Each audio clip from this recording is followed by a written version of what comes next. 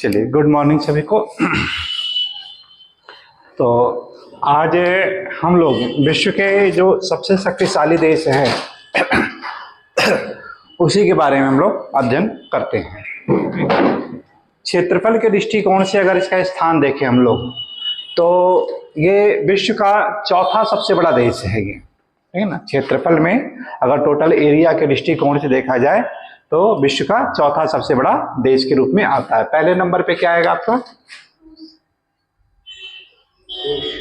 रूस। दूसरे नंबर पे आपका है कनाडा है, और तीसरा नंबर है जो आपका चीन, और चौथे नंबर पे आपका है ये यूएसए। इन दोनों पे अगर देखा जाए तो सीमाओं को लेकर के कुछ विवादित है, हल्का सा ये डिफरेंस यानी देखने को मिलता है इस पे ये, ठीक ना। जो यूएसए अपना जो तर्क देता है कि चाइना ने जो भूभाग है वो अपना आधिपत्य किया हुआ है ये इलीगल तरीके से। तो अगर इसका एक्चुअली अगर क्षेत्रफल देखें हम लोग, यानी जब इसका विखंडन होगा, इससे स्वतंत्र हो जाएंगे देश, तब क्या होगा? यूएसए तीसरे पे चला जाएगा और चाइना चौथे पे है। अब चूंकि सभी के सभी जो देश हैं वो प्रयासरत हैं, वो है ना, तो इस वजह से कि ये जो लीगल तरीके से देखा जाए तो लीगल पे क्या है, यूएसए का तीसरा स्थान आ जाता है, चाइना का चौथा आ जाएगा। लेकिन आज भी देखा जाए तो इस पर ये क्या आपका 50 साल से ऊपर हो गए हैं कि उस भूभाग पर उसी का अपना अधिकार बना हुआ है ये, ठीक। तो इतनी जल्दी चाइना छोड़ेगा भी नहीं वो, है ना, या तो जब तक वो इतना शक्तिशाली ना हो या कोई विदेशी ताकत का उतना सहारा ना मिल पाए। और इसकी जियोपॉलिटिक्स है दिन प्रतिदिन क्या हो रही, बढ़ती चली जा रही है ये, ठीक। तो अगर प्रेजेंट टाइम में इस तरह से अगर आपको दिया जाए, गूगल पे जो आपको आंकड़ा दे रहा है वो तीसरे स्थान पर यूएसए को दिखाता है वो, ठीक। और जो इस तरह से अगर आपको दे दिया जाए क्वेश्चन से तो सीक्वेंस में लगाना है, तो आपका इस तरह से करिएगा इसको ये, ठीक ना, कि चाइना तीसरे पर है और फिर आपका ये यूएसए चौथे नंबर पे आपका आएगा, ठीक।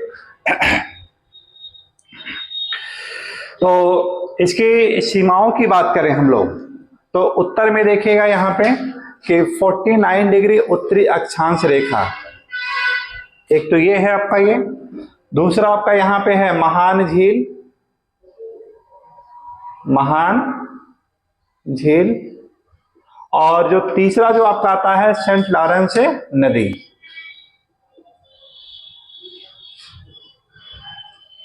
सेंट लॉरेंस नदी, ये तीनों मिलकर के यूएसए और कनाडा के बीच का ये सीमा का निर्धारण करते हैं ये।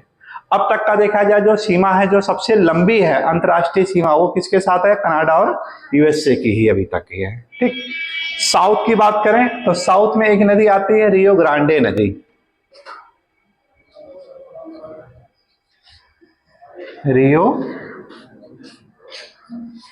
ग्रांडे नदी, रियो ग्रांडे देखिए क्या कर रही है कि यूएसए और मैक्सिको के बीच की सीमा बनाती है ये, ठीक। पूरब में इसके अटलांटिक महासागर, या ये कह सकते हैं उत्तरी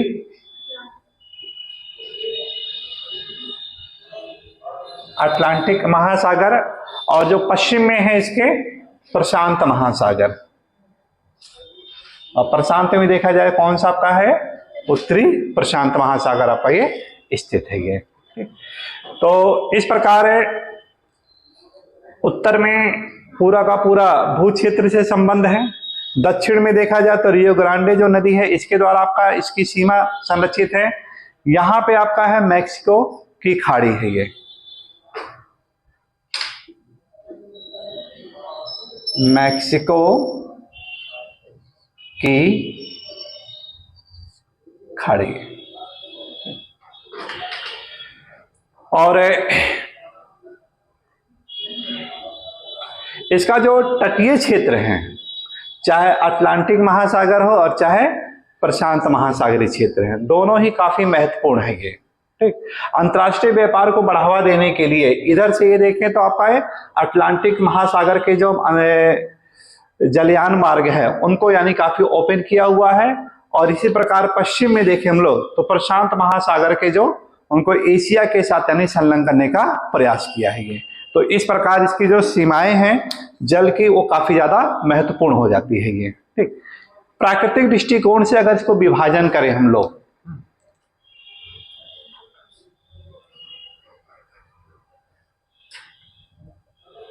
प्राकृतिक विभाजन कौन सा भूगोलवेत्ता है जिसने प्राकृतिक विभाजन की तरफ बल दिया था? हर्बर्टसन। कौन दिया था? हर्बर्टसन ने दिया था ये, ठीक। तो प्राकृतिक विभाजन के तौर पर या नेचुरल जो डिवीजन है, इसको हम लोग 3 उपभागों में डिवाइड कर सकते हैं। एक है इसमें पश्चिमी कार्डिलेरा,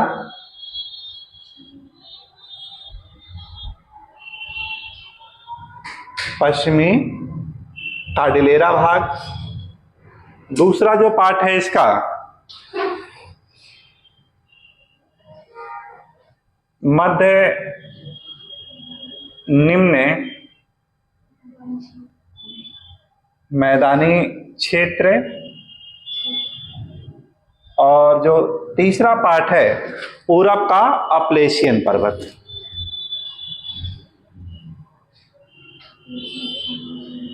अपलेशियन पर्वत। तो इस प्रकार हम लोग मोटे तौर पे देखा जाए इसको 3 प्राकृतिक भागों में डिवाइड किए हैं। पश्चिम का कार्डिलेरा की बात करें हम लोग तो अलग अलग यहां पर युगों के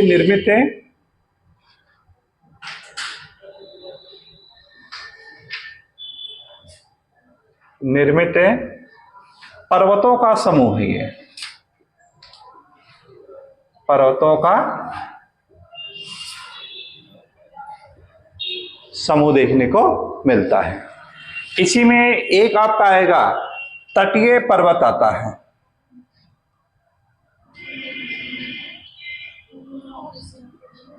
तटीय पर्वत या इसी को कोस्ट रेंज कहते हैं। कोस्ट रेंज का जो उत्तर वाला पोर्शन है वो कनाडा में चला जाता है, और जो दक्षिण वाला पार्ट आता है वो किस में आ जाएगा? आपका यूएसए के अंतर्गत आ जाता है। दूसरा इसमें अगर पर्वतों की बात करें तो एक इसमें और आपका आएगा कास्केड,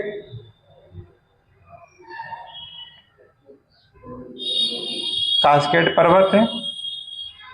और इसके बाद जो तीसरा जो आपका आता है सियरा नेवादा,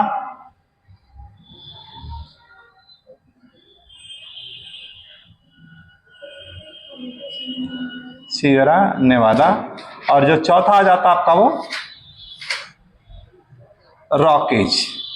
चौथा क्या आ जाएगा आपका? रॉकीज आपका है ये, ठीक। तो इस तरह से इसके जो कार्डिलेरा वाला जो पार्ट है इसके 4 उपभागों में डिवाइड किया गया है ये, ठीक।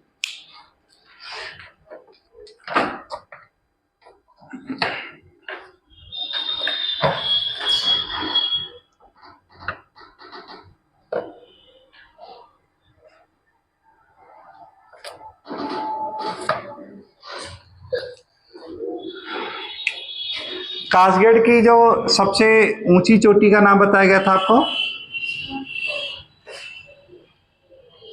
डेनियर, ठीक ना? डेनियर ही थी ना, इसके उत्तर में था आपका रेनियर, सॉरी, है ना, रेनियर। रेनियर इसकी सबसे ऊंची चोटी थी ये, ठीक। सियरा नेवादा पर है आपकी कई चोटियां हैं यहाँ पर ये। एक है इसमें वुड है,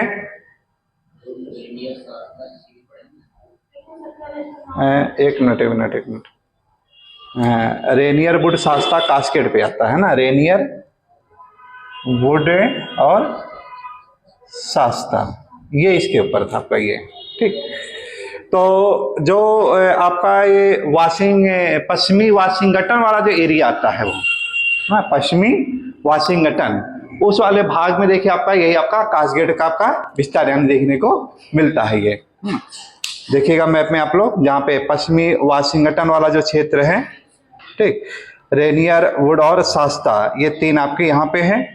फिर इसके बाद है सियरा नेवादा की जो सबसे ऊंची चोटी है, विटलिसी की चोटी थी आपकी, सियरा नेवादा की विटलिसी,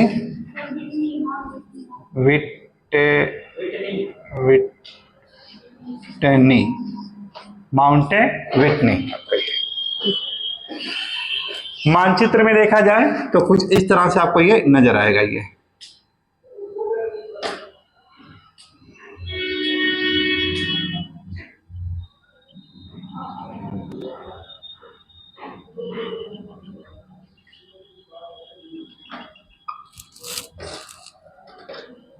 रॉकीज पर्वत आपका ये इस प्रकार ये विस्तृत है,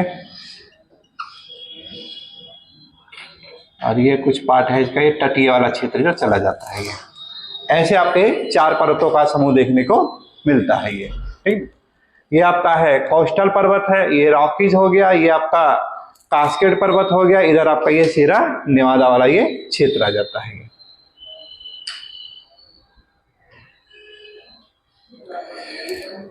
सीरा नेवादा के बारे में कहा जाता है कि ये विश्व का सबसे बड़ा ब्लॉक माउंटेन के रूप में जाना जाता है। ये ठीक, पठारों की बात करें हम लोग तो यहाँ पे उत्तर में देखिएगा एक आपको पठार मिलेगा, ग्रेट बेसिन का पठार मिलता है। यहाँ पे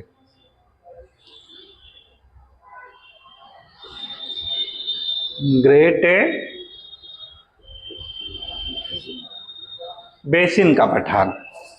और साउथ की बात करें यहाँ पे तो इसमें आपको कोलोराडो का पठार मिलेगा देखने को।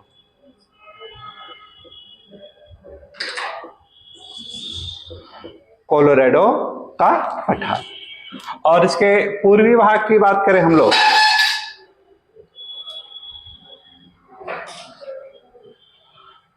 तो ये अल्बामा प्रांत तक आपका ये अपलेशियन पर्वत का ये विस्तार है। और इसी के पूर्वी भाग में एक पठार देखने को मिलता है आपको, पीडमॉन्ट का पठार।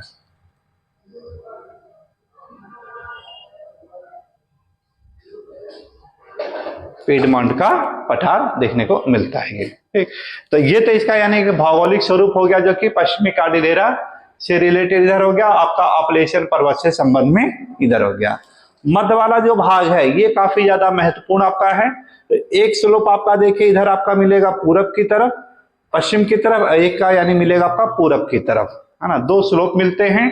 तो यहां से क्या होगा कि जो नदियां होंगी, कुछ नदियां होंगी जो कि पश्चिम से यानी पूरब की तरफ प्रवाह होंगे, और कुछ होंगे जो कि पूरब से पश्चिम की तरफ यानी प्रवाह होंगे। और आकर के बीच में देखिए आपका जो निम्न भाग आता है इसका, वो कौन सा है, मिसिसिपी नदी है। ठीक, तो मिसिसिपी नदी में आकर को नदियां मिल जाती है। तो इस जो निम्न भाग वाला जो क्षेत्र है इसी को कहा जाता है प्रेरी क्षेत्र कहा जाता है।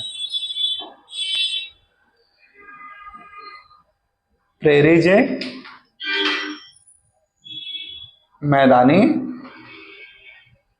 क्षेत्र आपका ये हो गया, प्रेरीज का मैदानी क्षेत्र। और इसी प्रेरीज के मैदानी क्षेत्र में देखें हम लोग तो विश्व की चौथी सबसे लंबी नदी आपकी प्रवाहित होती है, उसका नाम क्या है, मिसिसिपी।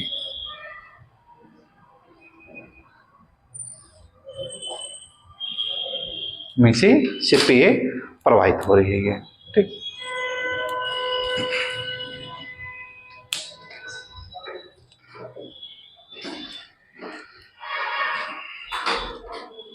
तो ये हर्बर्टसन का जो नेचर ऑफ ज्योग्राफी था उसी के बेस पे आपका ये यहाँ का भौगोलिक वर्गीकरण है, प्राकृतिक रूप में इसको जो आपको डिवाइड किया गया है।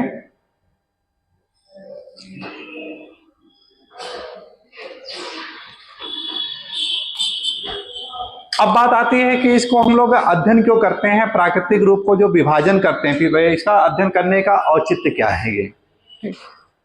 तो यहां से एक चीज आता है कि जो इसका पश्चिमी कार्डिलेरा वाला जो क्षेत्र है ये वाला पार्ट, और ये अपलेशियन वाला जो पार्ट है इधर है, ये क्या है कि जो यहाँ की जो लकड़ियां होती हैं कोमल, ठीक, उन लकड़ियों को उत्पादन के लिए ज्यादा प्रसिद्ध है। तो विश्व में देखा जाए तो इसका जो है कि जो कोमल लकड़ी, सॉफ्ट,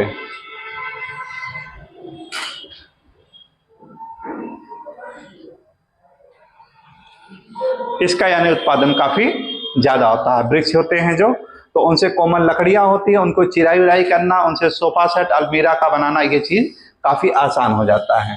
तो इस प्रकार देखिए जो इसका जो पश्चिम वाला जो क्षेत्र है, ये पूरब वाला जो क्षेत्र है, ये क्या है, जैव विविधता से काफी ज्यादा संपन्न आपको मिलेगा आपका ये। ठीक। फिर यहाँ के अगर क्लाइमेट की बात करें हम लोग, यहाँ की जलवायु की बात करें,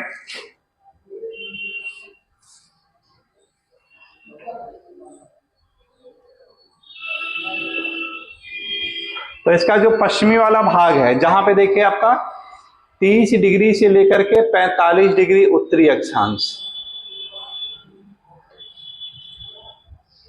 30 डिग्री उत्तरी अक्षांश से लेकर के 45 डिग्री उत्तरी अक्षांश, 49 डिग्री पर आपका ये है।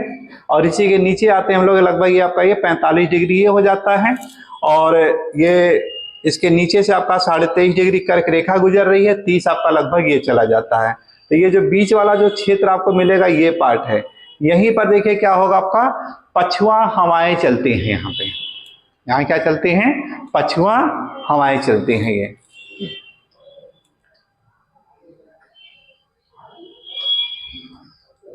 और ये जो पछुआ हवाएं होती हैं वो क्या करेंगे कि कास्केड पर्वत है और यहां से आपका जो है सियरा नेवादा पर्वत, इन पर्वतों से टकरा करके भारी मात्रा में क्या करती है, ये वर्षा करती हैं। और वर्षा किस ऋतु में करती हैं? तो उत्तर क्या होगा आपका, शीत ऋतु में करती हैं। वो कब करती हैं? शीत ऋतु में करती हैं। लेकिन जब ग्रीष्म ऋतु होता है तो ग्रीष्म ऋतु में देखिए क्या होगा कि जो उपोष्ण उच्च वायुदाब का जो क्षेत्र होता है उसका विस्तार क्या होगा, उत्तर की ओर और चला जाएगा। जब उत्तर की ओर चला जाता है तो ये वाला जो क्षेत्र होता है ये व्यापारिक हवाओं के प्रभाव क्षेत्र में आ जाती हैं। ये किस में आ जाती हैं? व्यापारिक हवाओं के क्षेत्र में आ जाती हैं। और व्यापारिक हवाओं की जो दिशा होती है उत्तरी गोलार्ध में, वो आपका ये दिशा चलती है, नॉर्थ ईस्ट से साउथ वेस्ट की ओर चलती है। और इस वजह से ग्रीष्म ऋतु में क्या होगा, ये शुष्क क्षेत्र हो जाता है। ये क्या होगा आपका, ये शुष्क क्षेत्र हो जाता है। और इस प्रकार की जलवायु को हम लोग क्या नाम देते हैं? हम लोग भूमध्य सागरीय जलवायु कहते हैं इसे। ठीक है, इसे क्या नाम दिया जाता है? भूमध्य सागरीय, मेडिटेरियन क्लाइमेट।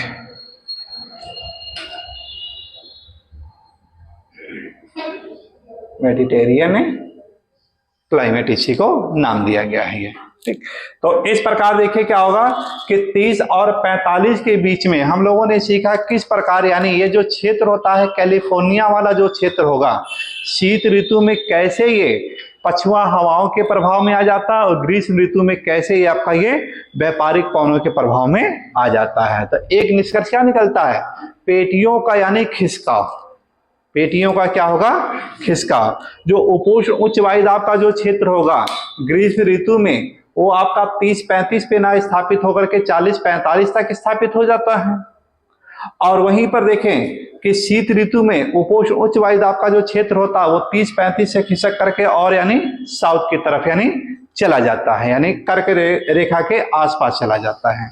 और इस वजह से क्या होगा कि ये यहाँ पर पछुआ हवाएं जो होती हैं वो क्या करेंगी, शीत ऋतु में यहाँ पर आर्द्रता लेकर के प्रशांत महासागर से और इन पर्वतों से टकरा करके, जो आपके कासगेड पर्वत हैं, सियरा नेवादा पर्वत हैं, इनसे टकरा करके भारी मात्रा में यहाँ पर वर्षा करती है। ज्यादातर देखिए जो उच्च चोटियां हैं वहां पे, है ना, उच्च चोटियों की बात करें कि जहां पे देखिए रेनियर की चोटी है, वुड और शास्ता है, या विटनेसी का जो आपका चोटी है, इन क्षेत्रों पर क्या होगा, ज्यादा वर्षा करती है। क्यों? क्योंकि जैसे जैसे यानी वायु ज्यादा, जितनी ज्यादा ऊंचाई पर जाएगी वहां पर क्या होगा, संग्रहण की प्रक्रिया उतनी ही ज्यादा तेज होगी, और जब संग्रहण की प्रक्रिया तेज होगी तो वहां पर वर्षा यानी ज्यादा होगी। ठीक, तो चोटियों के पास यानी यहाँ पर ज्यादा वर्षा हो गया। ठीक, तो इस प्रकार देखिए एक चीज क्या निष्कर्ष निकला कि इसका जो ये वाला जो क्षेत्र होगा सियरा नेवादा का जो पश्चिमी वाला क्षेत्र होगा और कासगेड पर्वत का जो आपका पश्चिमी वाला क्षेत्र होगा, यहाँ पर क्या होगा, काफी ज्यादा हरे भरे वन पाए जाएंगे। लेकिन इसका जो पूर्वी ढाल वाला जो क्षेत्र होगा ये कैसा होगा, आपका शुष्क क्षेत्र होगा। कैसा होता है ये, शुष्क, यानी वृष्ट छाया प्रदेश होता है। और जब वृष्ट छाया प्रदेश होगा तो यहाँ पर क्या होगा, आपका ये मरुस्थलों का मिलना स्वाभाविक है। वो क्या हो जाएगा, मरुस्थलों का मिलना स्वाभाविक हो जाएगा। और यहीं पर आपको जो मरुस्थल मिलते हैं, मोजाबे मरुस्थल, देखिएगा वहाँ पे मरुस्थल मिल रहा होगा आपको, जो कास्केड श्रेणी है ना, और ये आपका सीरा नेवादा, वहीं पे देखिए आपको सीरा नेवादा किधर आपका साउथ में मोजाबे डेजर्ट का यानी विस्तार यानी पाया जा रहा है। तो एक तरह से यहाँ पे देखें हम लोग कैसे यहाँ पर मोजाबे मरुस्थल मिल गया, मोजाबे मरुस्थल का विकास यानी हो जाता है ये, ठीक। और कुछ यहाँ पर देखिए लोकल विंड भी चलती हैं, यहाँ पे कुछ लोकल विंड भी चलती हैं। एक विंड जिसे यानी कहा जाता है, नाम दिया जाता है कि जिसे हिमभक्षी कहा जाता है। क्या कहते हैं हम लोग? हिमभक्षी कहते हैं उसे।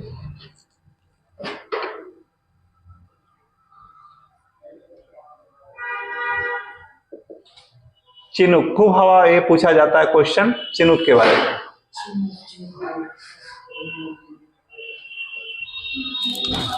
चिनुक, ठीक। तो जो ये लोकल विंड होती है चिनुक, ये क्या करती हैं कि रॉकीज पर्वत तक यानी पहुंच जाती हैं ये, ठीक। और रॉकीज पर्वत पर देखिए जब ये पहुंचेंगे तो इसका जो पश्चिमी वाला जो ढाल होगा ये, तो पश्चिमी वाले ढाल पर थोड़ी बहुत आर्द्रता करके क्या होगा, वहां पे वर्षा तो कर देती है, लेकिन जब ये पूर्वी वाला जो ढाल होता है तो इस वाले भाग पर देखिए क्या होगा, शीत ऋतु में यहाँ पर क्या होता है कि आइस जमा हो जाती है, आइस जम जाती है। और जब आइस जम जाएगी तो परिणाम क्या होगा, इन्हीं को यानी मेल्टिंग करती है। और जब इनको मेल्टिंग करती है तो उसके परिणामता क्या होगा यहाँ पर कि इसी को हिमभक्षी कहा जाता है, यानी हिम का क्षरण करने वाला जिसे कहते हैं।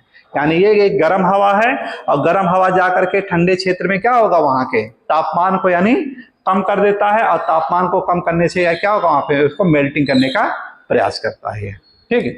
और फिर तापमान को बढ़ा देगा, है ना। तो तापमान को जब बढ़ा देगा तो वहां पर उसको वो मेल्ट हो जाती है। अब यहाँ के जो पश्चिमी भाग वाला जो क्षेत्र है ये, तो पश्चिमी भाग वाला जो क्षेत्र आपको मिला, यहाँ पर तो थोड़ी बहुत वर्षा हो जा रही है, लेकिन ये वाला जो क्षेत्र होगा ये क्या होगा आपका, ये शुष्क रह जाता है ये, ठीक। क्या रह जाता है, शुष्क रह जाता है। लेकिन यहाँ पर आपको एक चीज मिलता है कि यहाँ पे आपको जल की प्राप्ति हो जाती है। कैसे हो जाती है कि जब ये हवा इसको क्रॉस करके इधर आती है, यहाँ के टेम्परेचर को जब इंक्रीज किया तो ये जब जमा हुआ तो जम करके क्या हुआ है कि मेल्ट होकर के एक मैदान का निर्माण कर देती है। ऐसी मैदानी क्षेत्रों में क्या होगा, ढाल पर छोटे छोटे घास उगने शुरू होंगे, और यही घास क्या होगा, यहाँ पे जो चिनुक जो यहाँ के लोग हैं, वो जो रेड इंडियन है, ये लोग क्या करते हैं कि इनको यानी पशुओं को चराने का कार्य करते हैं। तो ये वाला जो क्षेत्र होता है क्या है, चारागाहों के रूप में काफी ज्यादा डेवलप हो जाता है ये, यहाँ पे पशुपालन केंद्र है ना। तो इस क्षेत्र पर क्या होगा, आपके पशुपालन केंद्र यानी स्थापित किए जाते हैं। और फिर जो रेड नदी वाली जो बात किए थे हम लोग, रेड नदी जो कि किसकी सहायक थी, मिसिसिपी की सहायक थी। तो रेड नदी वाला जो क्षेत्र होता है ये पूरा का पूरा मक्का पेटी के नाम से जाना जाता है, यानी मक्का काफी ज्यादा उत्पादन करता है ये। और यहाँ के जो मक्के होते हैं वो क्या होगा, जानवरों को खिलाने में, जैसे सुअर पालन केंद्र काफी ज्यादा किया जाता है यहाँ पे। हाँ, सुअर का खूब खाया जाता है यहाँ पे। केवल अपने यहाँ एक कहा गया है कि सुअर को एक अलग वहां पे एक व्यवसाय के रूप में काफी तेजी से डेवलप किया गया है ये। तो अब अपने यहाँ जैसे सुअर जो होते हैं जो इस तरह से मल खाते हैं, वहां पे नहीं, वहां बिल्कुल साफ सुथरे रहते हैं। जैसे अपने यहाँ डॉगी को नहीं पाला जाता है अपने यहाँ, वहां पर इस तरह से सुअर के साथ यानी बिहेव करते हैं वो।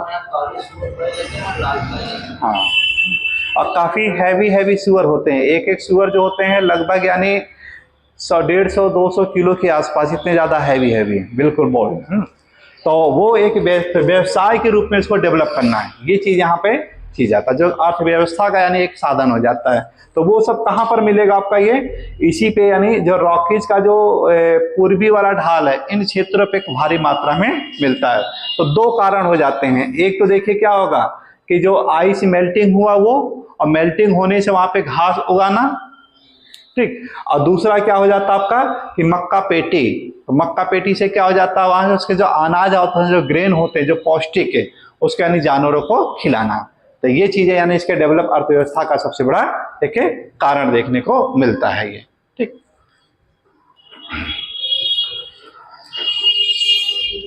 और इसके अलावा देखा जाए कि जो ये रॉकीज वाला जो एरिया है, ये आपका खनिज संसाधनों से भी काफी ज्यादा परिपूर्ण है। एक तो इसका महत्व हम लोगों ने देखा कि कैसे वहाँ की लोकल विंड है, वहाँ के जनजीवन को कैसे प्रभावित कर रही है, आपके वहाँ की क्लाइमेट है, कैसे आपका ये लीवार्ड और विंडवार्ड का कॉन्सेप्ट बन जाता है यहाँ पे कि एक ढाल के तरफ तो वर्षा हो जाती है, लेकिन दूसरा ढाल कैसे हो जाता है, शुष्क हो जाता है, जो कि वहाँ के जीव जंतु हो, वहाँ के जनजीवन हो, उन सबको यानी प्रभावित करता है। कैसे वहाँ पे मरुस्थलों का निर्माण हो रहा है, ये सारी चीजें हम लोगों ने यहाँ पे सिखाई है। ठीक, तो दूसरा एक है आपका जो प्राकृतिक रूप से देखा जाए तो आपका ये यहाँ पर भारी मात्रा में खनिज संसाधन भी यहीं पर मिलेगा आपको। ये यहीं पर एक मिलता आपका बूटे की खान, बहुत ही फेमस है, क्वेश्चंस आपके आए हुए हैं जो आपका ये, हाँ, बूटे की खान।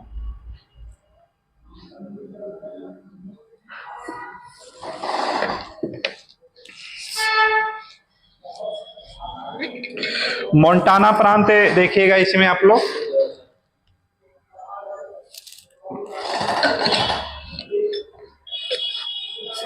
मिल गया मोंटाना।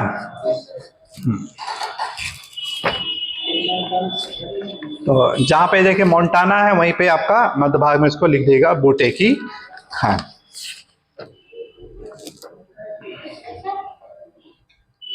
मोंटाना में बूटे की खान।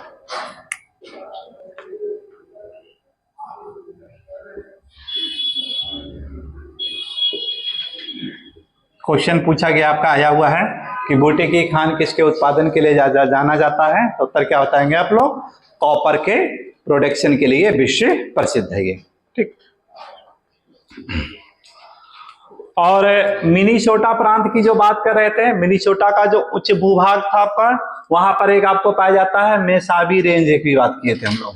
किसकी बात किए थे, मेसाबी रेंज।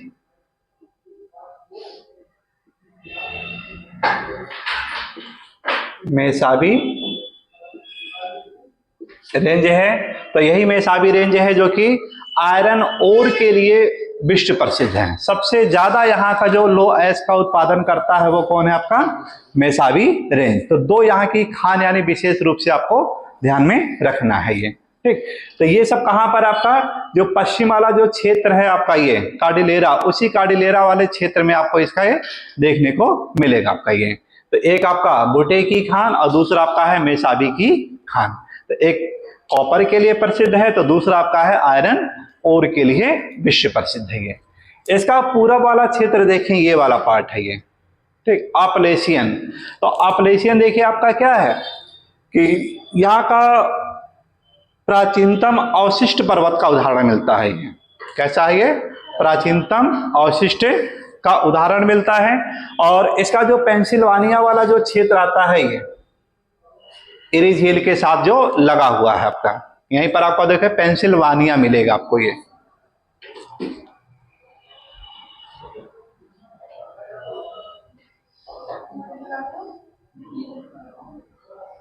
पेंसिल्वानिया प्रांत, और इसी पेंसिल्वानिया प्रांत में एंथ्रेसाइट और बिटुमिन से कोयले के भंडार पाए जाते हैं। किसके पाए जाते हैं, एंथ्रेसाइट और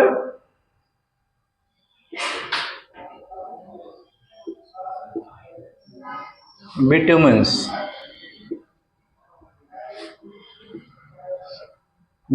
के भंडार पाए जाते हैं। और इसी पेंसिल्वानिया में देखें तो विश्व का जो पहला आपका तेल कुआं 1859 पेंसिल्वानिया में ही खोदा गया था ये आपका ये। ठीक, तो ये वाला जो क्षेत्र आपका मिलेगा ये भी देखिए क्या है, खनिज संसाधन से काफी परिपूर्ण है आपका, जिसमें आपके कोयले के भंडार देखने को मिल रहे हैं, गैस के भंडार मिलेंगे आपको, खनिज तेल के भंडार मिलेंगे, ये सब चीजें। यहीं पे इसका साउथ वाला जो पोर्शन है ये, इसके साउथ वाले पार्ट की बातें, जहां पे एक है आपका प्रांत लिखा है वर्जीनिया, मिल गया होगा देखिए वर्जीनिया।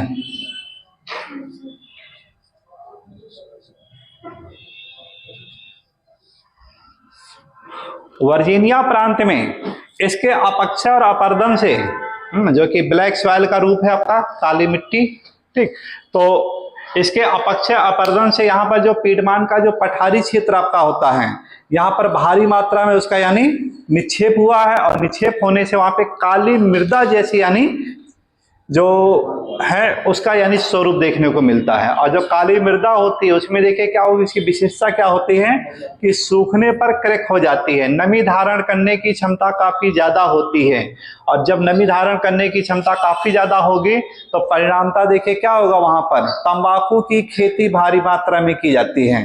तो वर्जीनिया क्षेत्र है जो कि उत्तम किस्म के तंबाकू उत्पादन के लिए विश्व प्रसिद्ध है।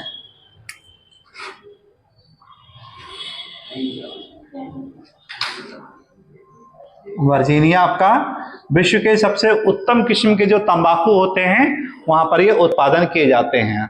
और इन्होंने तंबाकू को जो इंडस्ट्रियलाइजेशन कर दिया है, इंडस्ट्रियलाइजेशन का मतलब क्या है कि ये सिगार के इसका प्रयोग करते हैं, सिगार पीने में इसका ये प्रयोग करते हैं। तो सिगार देखिए क्या है आपका, जैसे एक छोटा सा एग्जांपल देखें हम लोग कि अपने पुराने जो समय की बात करें, हाँ, जो दादा दादा के लोग है ना कि हुक्का पीते थे, तो हुक्का का ही यानी एक आपका कि एक ब्रांड नेम है आपका सिगार, ठीक है, उसी से रिलेटेड आपका यानी मिलता जुलता यानी कह सकते हैं आप वो, ठीक है, अच्छा नहीं, गांजा तो दूसरा है? हाँ, वो अच्छा लगता है, सोन लगता है, तो उसमें तंबाकू डाला जाता है। अच्छा, हाँ, तो हाँ सिगार, हाँ राजकुमार है जो सिगार के, डैनी हो गया वो सिगार का है, ठीक है। तो इन सब का ये, तो हाई फाई जो सोसाइटी है वहां पर इसको सिगार के रूप में है। ग्रामीण लोग जो देखा जाए तो उसको हुक्का के रूप में प्रयोग करते हैं, और जो मध्यम परिवार के लोग होते हैं उसको सिगरेट के रूप में करते हैं। यानी एक तरह देखा जाए सब उसी की ही वैरायटी के रूप में आपका चलन है वो, ठीक है। कहते हैं कि पीने के बाद है जो गैस्ट्रिक की समस्या क्या हो जाती है, कुछ दूर होती, कुछ ऐसा नहीं कब्ज से रिलेटेड, लेकिन क्या सही है कि गलत है भी? अब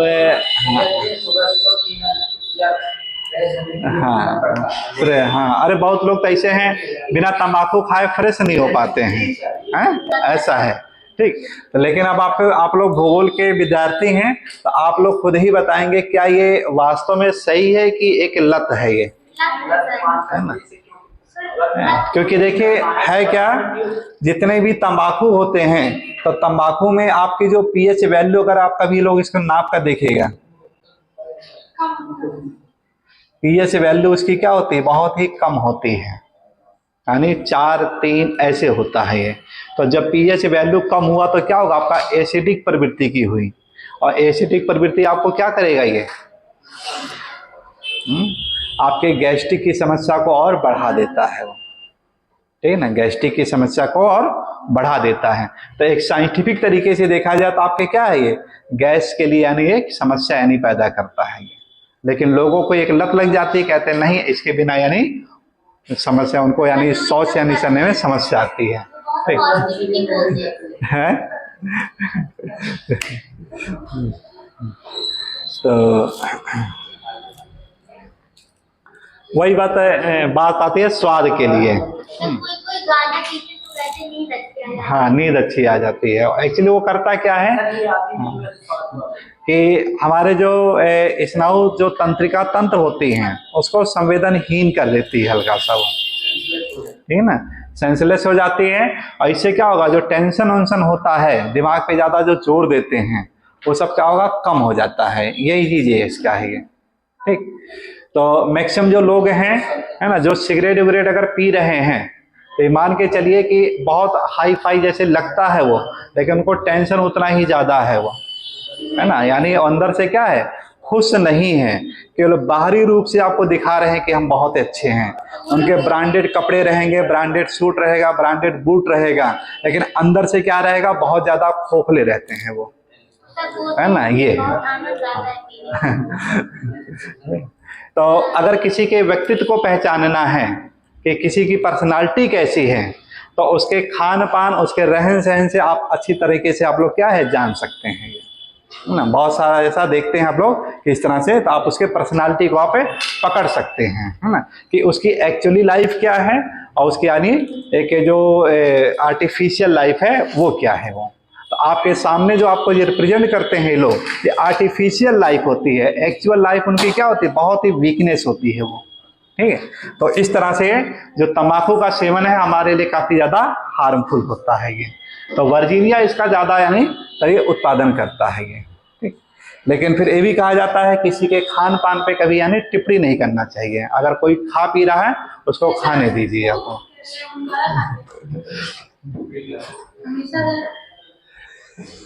तो चलिए इतना, इसको पहले इसको नोट कर लेते हैं, फिर इसके बाद आगे देखते हैं इसको। टाइम हो जाता सर, 12 बजे खत्म। 12 बजे